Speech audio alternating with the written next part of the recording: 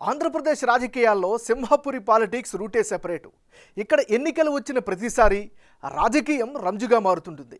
ఇప్పుడు కూడా Telugu Desam party YCP మధ్య ద్విముఖ పోరుకు రంగం సిద్ధమైంది.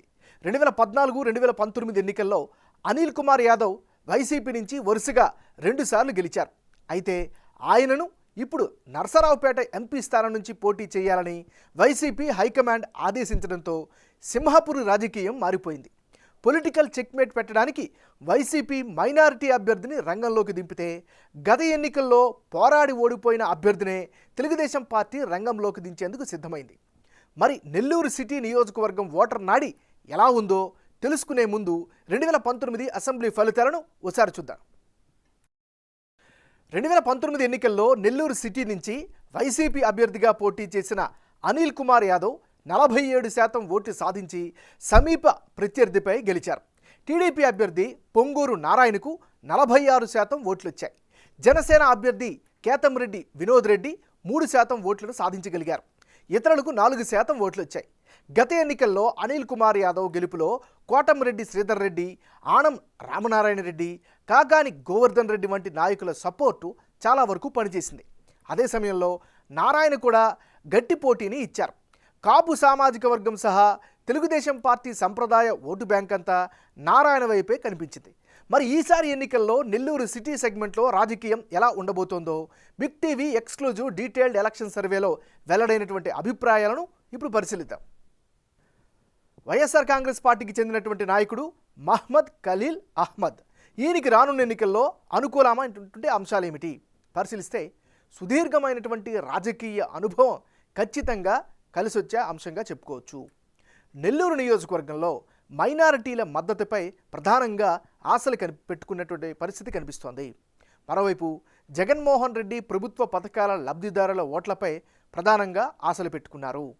నెల్లూరు డిప్యూటీ మేయర్గా విధులు ఈయన నిర్వర్తించడం స్థానికంగా అడ్వాంటేజ్ అయ్యే అవకాశం కనిపిస్తోంది. మరోవైపు జనంలో గుర్తింపు ఉన్నటువంటి లీడర్గాను కూడా మహ్మద్ ఖలీల్ అహ్మద్కు పేరైతే కనిపిస్తోంది. ఇది ఈయనకి సంబంధించినటువంటి అనుకూలమైనటువంటి అంశాలు. మరి మహ్మద్ ఖలీల్ అహ్మద్కు ఉండేటటువంటి మైనస్ పాయింట్స్ ఏంటి పరిశీలిస్తే బలమైనటువంటి ప్రత్యర్థిని ఎలా ఎదుర్కొంటారు అనేటటువంటి అనుమానం సర్వత్రా కనిపిస్తోంది. నెల్లూరు సిటీలో సరైన డ్రైనేజీ వ్యవస్థ ఏర్పాటు చేయలేకపోవడం ప్రధానమైనటువంటి మైనస్గా కనిపిస్తోంది. ప్రతిపక్షం తరచుగా ఆరోపణలు చేస్తున్నటువంటి రోడ్లకు సంబంధించిన విషయంలో కూడా సీసీ రోడ్ల పరిస్థితి మరీ అధ్వానంగా కనిపిస్తోంది. వర్షపు నీరు రోడ్లపైనే నిలిచిపోతుండడంతో సామాన్యులకు చాలా ఇబ్బందులు తలెత్తుతున్నాయి. ఇది ఈయనకు ఉండేటటువంటి ప్లస్లు మైనస్లు. తెలుగుదేశం పార్టీ నాయకుడు పి నారాయణ. మరి నారాయణకు రానున్న ఎన్నికల్లో అనుకూలమైనటువంటి అంశాలేమిటి? నియోజకవర్గంలో బలమైనటువంటి పేరున్న నేతగా గుర్తింపు అయితే ఈయన పట్ల కనిపిస్తోంది. మంత్రిగా ఉన్నప్పుడు 5,000 కోట్ల రూపాయలతో నెల్లూరుని అభివృద్ధి చేశారు. ఆ అభివృద్ధి ఈయనకి ఈసారి కలిసి వచ్చే అవకాశం. నారాయణ తీరుపై టీడీపీ కేడర్లో పూర్తిస్థాయి సంతృప్తి అయితే వ్యక్తమవుతుంది. నియోజకవర్గ సమస్యలపై ఎప్పటికప్పుడు ఆరా తీయడం, దానిపై స్పందించడం వల్ల నారాయణకు పాజిటివ్ ఫ్యాక్టర్గా చెప్పుకోవచ్చు. ఇది నారాయణకు ఉండేటటువంటి అనుకూలమైనటువంటి అంశాలు. మరి నారాయణకు ఉండే మైనస్ పాయింట్స్ ఏంటి? నెల్లూరు తెలుగుదేశం పార్టీలో గ్రూపులు ఎక్కువగా కనిపిస్తున్నాయి. గ్రూపులుగా విడిపోయి కార్యకర్తలు కనిపిస్తున్నారు. ఇది ప్రధానమైనటువంటి మైనస్గా చెప్పుకోవచ్చు.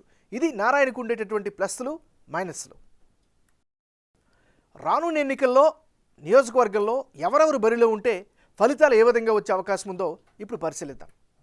వైఎస్ఆర్ కాంగ్రెస్ పార్టీ తరపు నుంచి మహ్మద్ ఖలీల్ అహ్మద్, తెలుగుదేశం పార్టీ నుంచి పొంగూరు నారాయణ. ఇప్పటికిప్పుడు నెల్లూరు సిటీ నియోజకవర్గంలో ఎన్నికలు జరిగితే గెలుపు అవకాశాలు తెలుగుదేశం పార్టీ వైపే ఎక్కువగా కనిపిస్తున్నాయి. తెలుగుదేశం పార్టీ అభ్యర్థి పొంగూరు నారాయణకు 51% ఓట్లు, వైసీపీ అభ్యర్థి ఖలీల్ అహ్మద్కు 44% ఓట్లు, ఇతరులకు 5% ఓట్లు వచ్చే ఛాన్సెస్ ఉన్నాయని బిగ్ టీవీ సర్వేలో తేలింది. తెలుగుదేశం పార్టీ అభ్యర్థి నారాయణకు గత ఎన్నికల్లో ఓడిపోయిన సానుభూతి కనిపిస్తోంది. అదే సమయంలో ఓడినప్పటికీ గతంలో ఎమ్మెల్సీగా ఉండి మంత్రిగా పనిచేసిన టైంలో 5,000 కోట్ల రూపాయలతో నెల్లూరుని అభివృద్ధి చేయడం ప్లస్ పాయింట్గా మారుతుంది. వైసీపీ ప్రభుత్వంపై యాంటీ ఇంక్యుమెంట్స్ కూడా తెలుగుదేశం పార్టీ ఎడ్జి పెరగడానికి కారణంగా కనిపిస్తోంది.